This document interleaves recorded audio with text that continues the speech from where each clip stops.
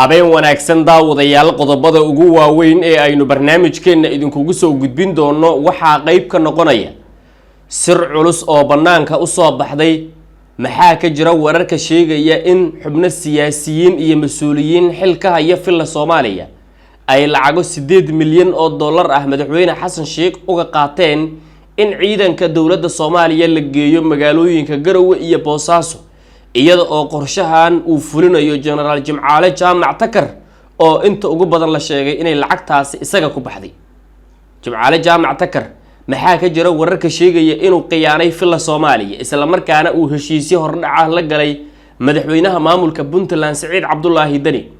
sidoo kale daawadayaal barnaamijka waxaan idinkugu soo gudbinayaa maxaa looga hadlay kulan ku dhawaad 9 saacadood ka socday magaalada Garowe kaasi oo u dhaxeeyay madaxweyne Saciid Cabdullaahi Dani iyo xubno ganacsato iyo siyaasiyiin ka soo jeeda Puntland kuwaas oo uu madaxweyne Dani kala hadlay arrimo ku saabsan sidii Puntland difaaceeda loo adkeyn lahaa dhaqaale kastaana loogu bixin lahaa in ragga ka soo horjeeda Puntland ay dib u la midoobaan maamulkooda.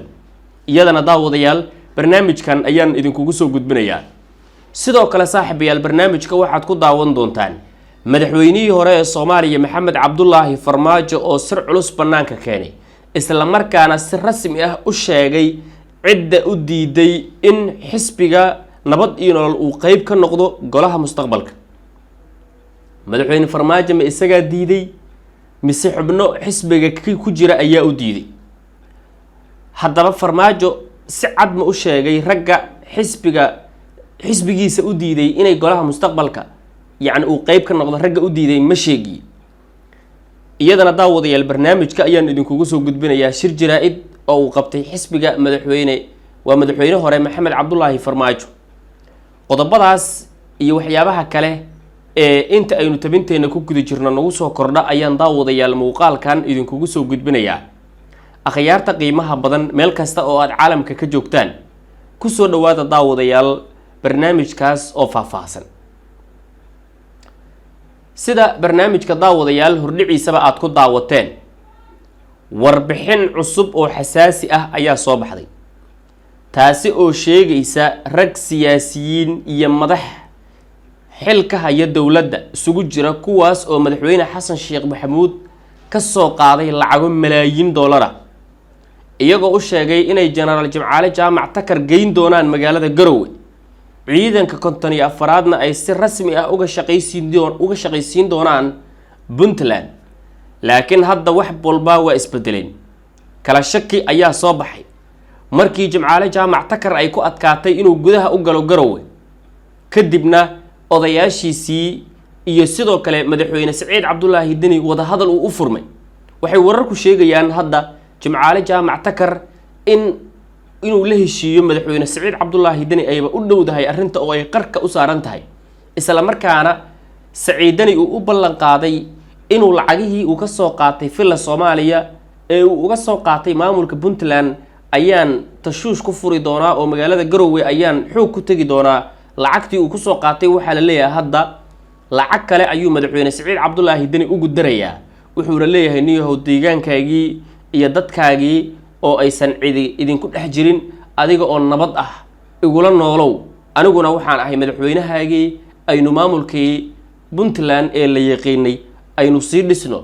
oo waxay leeyihiin leeyahay ganacsatadii iyo raggii siyaasiyiinta ahaa waxay Jimcaale Jaamac Takar ku qanciyeen inuusan burburka Puntland qayb ka noqon. maanta kulan waxaa dhacay aad iyo aad u weyn kaasi oo u dhaxeeyay madaxweyne Saciid Cabdullaahi Dani iyo ganacsato ka soo jeeda beesha General Jimcaale Jaamac Takar. waxaana laga wada hadlay in Jimcaale Jaamac Takar iyo siyaasiyiinta kale ee Puntland ka soo jeeda ee filla Soomaaliya ku daaban in ay maamulkooda dhismihiisa qayb ka noqdaan garabka madaxweyne Saciid Cabdullaahi Dani ay noqdaan. haddaba waxaa la leeyahay waxay ka dhex tafatay madaxweyne Xasan Sheikh taliyaha ciidanka booliiska Soomaaliya Asad Diyaano iyo sidoo kale wasiirka arrimaha gudaha ee dawladda Soomaaliya Cali Balcad oo la sheegay inay ahaayeen ragga ka dambeeyay inuu madaxweyne Xasan Sheikh bixiyo lacago malaayiin dollar ku dhawaad 8 milyan oo dollar ayaa la sheegay inay arrintaani ku baxday. qaarna ay raggani qaateen qaarna Jimcaale Jaamac Takar la siiyay qaarna lagu maalgeliyay ciidamadii Puntland ay dowladda Soomaaliya ka qoratay waa sida ay xoguhu sheegayaan. dabcan haddii arrintan ay dhawoodo waxaa hadda ay u muuqataa in maamulka Puntland uu dhabarka ka jabiyay qorshihii filla Soomaaliya isla markaana Jimcaale Jaamac Takar uu yahay ninka yacni arrintaasi ka shaqeeyay. marka runtii arrintu hadda waji cusub ayay yeelatay sidii hore si ka duwan ayayna arrintu markaa yacni u diga rogotay. laakiin su-aashu waxay tahay qorshahan Jimcaale Jaamac Takar ma aha mid horey loo sii degay oo ahaa qiyaano la rabay in lacagtaas lagu soo xirogeliyo. dabcan hadda waxaa la leeyahay sida ay wax u socdaan iyo qaabka ay wax u dhaceen waxayba u muuqataa la leeyahay qorshe horey loo diyaariyey kaasi oo ujeedadiisuba ay ahayd in la diyaariyo si madaxweyne Xasan Sheekh iyo kooxdiisa looga qaado lacagtan ay la fakfakanayaan oo ay leeyihiin maamulka Puntland ayaan yacni culays ku saaraynaa. dhinaca kale madaxweynaha Puntland Saciid Cabdullaahi Dani waxa leeyahay yacni kulamo ayaa uu la yeelanayaa siyaasiyiintii odayaashii dhaqanka ganacsatadii waxgaradkii Puntland waxaana kulamada ay yihiin kulamo yacni saacado badan qaadanaya. magaalada Boosaaso sidoo kale maanta waxaa ka dhacay kulan weyn oo u dhaxeeya yacni xubnaha ganacsatada ah iyadoo kulanka uu ahaa kulan aad u weyn. mas-uuliyiinta Puntland iyo ganacsatada ayaana maanta yeeshay kulan waqti dheer markaa ay ku lafagurayeen xirnaanshiyaha dekedda iyadoo sidoo kale mas-uuliyiinta xukuumadda ay soo bandhigeen in ay sameynayaan canshuur dhimis iyaga oo soo jeediyay in ganacsatadu aqbasho canshuur kordhin 50% ah. ganacsatada ayaase tilmaantay inay diyaar u yihiin canshuur kordhin 10% ah waxayna diideen yacni khidmadda shirkadda DP World ee markaa gaaraysa $8 halkii markaa container. waxayna kulamadan ku soo aadayaan iyadoo sidoo kale maamulka Puntland uu imika wajahayo culays siyaasadeed oo weyn oo uga imaanaya dhinaca madaxtooyada. haddaba daawade fikradaada iyo aragtidaada maxay ka dhigan tahay in hadda qorshihii filla Soomaaliya ee ahaa in la dhabar jabiyo maamulka madaxweyne Saciid Cabdullaahi Dani uu hogaamiyo uu dib iyagii ugu soo laabtay isla markaana hadda la leeyahay sidii ay wax u socdeen waa isbedeleen. shakigana waxaa keena la leeyahay Jimcaale Jaamac Takar oo laftirkiisa filla Soomaaliya looga yeeray markii qorshihii loo diray uu socon waayay oo uu isagu iska fariistay magaalada Laascaanood inuu dib u soo laabto. laakiin wararku waxay leeyihiin Jimcaale Jaamac Takar laftirkiisa inuu hadda diidan yahay inuu dib ugu soo laabto magaalada Muqdisho. arrintaasna waxaa la leeyahay waxay yacni muujisay shaki kale oo weyn oo dabcan inuu Jimcaale Jaamac Takar laftirkiisa 360 digrii wareegay. dhinaca kale daawadayaal haddii aynu eegno madaxweynihii hore ee Soomaaliya Maxamed Cabdullaahi Farmaajo oo dhowaanahanba isagu ahaa budo gooni u tuman mucaaradka kalena aanan ku yacni fayl ahayn nin si gaara howlihiisa iyo arrimihiisa siyaasadeed u wata nin siyaasadiisu ay ahayd mid ka duwan tan siyaasadda kale ee mucaaradka ah ayaa hadda waxaa la leeyahay wuxuu la soo baxay qorshe uu ku eedeynayo siyaasiyiintiisa waa siyaasiyiinta mucaaradka ah. golaha mustaqbalka ayuu xisbiga madaxweyne Farmaajo ee nabad iyo nolol si weyn u weeraray. shir jaraa'id oo xubno xisbiga ka mid ah ay qabteen waxay si weyn ugu weerareen rag siyaasiyiin ah oo ay ka mid yihiin ra'iisul wasaarihii hore ee Soomaaliya Xasan Cali Khayre, xildhibaan Cabdiraxmaan Cabdishakuur iyo rag kale oo waaweyn kuwaas oo xisbiga nabad iyo nolol uu leeyahay. nimankaas siyaasiyiinta ah ayaa ka shaqeeyay in madaxweyne Farmaajo uu mucaaradka intiisa kale qayb ka noqdo. sidaynu wada ognahay dhowaanahan waxaa soo ifbaxayay warar sheegayay Farmaajo in ay jiraan siyaasiyiin diidan inuu mucaaradka wax ku darsado. taasina waxay keentay inuu Farmaajo noqdo budo gooni u tuman shirarkiisii si gaar ah u qabsaday kulamadiisii si gaar ah ay u dhaceen. haddaba waxaa la leeyahay marka arrinta hadda waxay ku soo dhamaatay inuu Farmaajo hadda wixii ka dambeeyaba uu arkaba inay wax tar badan u leedahay inuu kaligiis noqdo. shir jaraa'id ayuu qabtay wasiirkii hore ee arrimaha dibadda ee Soomaaliya oo dabcan qayb ka ah xisbiga madaxweyne Maxamed Cabdullaahi Farmaajo ee nabad iyo nolol. shirkan jaraa'id ayuuna uga hadlay cidda Farmaajo u diiday inuu mucaaradka golaha mustaqbalka uu ku biiro. nabad iyo nolol maxay ku dooratay in aad noqotaan garab mucaarad ah oo gooni u taagan halkii aad la midoobi lahaydeen mucaaradka kale sida golaha mustaqbalka? arrintan hadda ka hor baan ka hadlay, wax soo bilowdayna ma ahan intii hadda wadahadalladan socdeen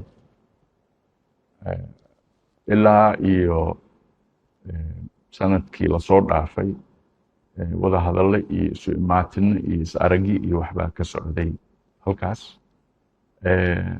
waxaa jirtay in xubno ka mid ah golaha mustaqbalka ay yiraahdeen madaxweyne maxamed cabdullaahi farmaajo nagama mid aha, ama hadduu soo galo annaga waa ka baxaynaa, ama isagana dee wax badan buu xeerinayay, ma uusan rabin in maaragtay at least dadkaas isu yimaaday xataa ay kala baxaan. kismaayo la isugu tegayaa baa la yiri, sidoo kale waa laga qayliyey. marka annaga ma aha dhinaca ay ka socotay inaanaan ka qaybgelin oo ka mid ahaanin. dhinaca kale ka timid waxaa la yiri mucaarid ma aha. weli hadalladaas waa maqlaynaa. yaa dhahaya sidaas? dad golaha mustaqbal ka mid ah. mucaaridnimada markii yaa xaqiijiyey, yaa certify gareeye, horaan u eriyey shahaadada mucaaridnimada yaa bixiya. haddii cid oran karto cid baa mucaarid nagu ah, waa dee cidda markaas xukunka fadhisa oo dowladda ah. dowladdii ma ahane mucaarid kale ayaa waxay leeyihiin mucaarid ma tihiin ama nagama mid tihiin. okay, u adeegidda ummadda iyo danaha bulshada cidna marti ugama nihin. fariinteenaan dhiibanaynaa, aragtideenaan ku soconnaa, ciddii nagala doodaysaan kala doodaynaa. haddaan isku dhownahay aragti ahaan iyo haddii kaleba waa wadanaynaa. waana aragnaa natiijadeedii. waa la aqoonsaday.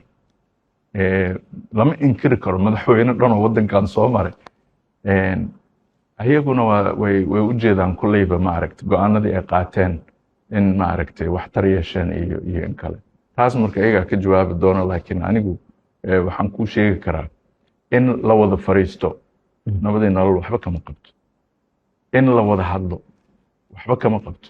kalsoonina waa isku qabnaa, aqoonteediina waa leenahay marka laga hadlaayo doorasho iyo dastuur. daacadnimadeedi waa leenahay, waxqabadkeedii waa la soo arkay. daawadayaasha qiimaha badan, barnaamijkeennii waxaan rabaa inaan intaas kusoo gabagabeeyo. gabagabada barnaamijkana fikradihiina iyo aragtiyadiina muhiimay noo yihiin. in farmaajo uu diido, yacni loo diido inuu golaha mustaqbalka iyo mucaaradka sheekh shariif iyo uu ku biiro, farmaajo miyay dan u ahayd mise mucaaradkan ayay dan u ahayd? maanta sidaynu aragno farmaajo waaba nin u muuqdo inuu ku faa'iiday, oo waxaynu aragnaa inuu farmaajo si gaara ihtimaam gaara loo siinaayo, oo la leeyahay meel madaxweynihii hore ee soomaaliya uu ka maqan yahay, kub iyo kash ma leh. waa inuu farmaajo aragtidiisa laga dhex arkaa. taasina waxay keentaa leeyahay farmaajo in si gaara loo qadariyo oo uu noqdo xubin kale oo saddexaad. mucaaradka oo horay 2 ilaa 3 qaybood u ahaa, xubin saddexaad oo muhiim ah uu noqday. marka waxay leeyihiin dadkii farmaajo arrintan waa ku faa'iiday. haddaba adigu ma qabtaa inuu farmaajo arrintan ku faa'iiday? saaxiibayaal, barnaamijkiini intaas aan kusoo gabagabaynayaa. inta aynu barnaamijka mid lamida ku kulmaynana waxaan idin leeyahay nabadgelyo.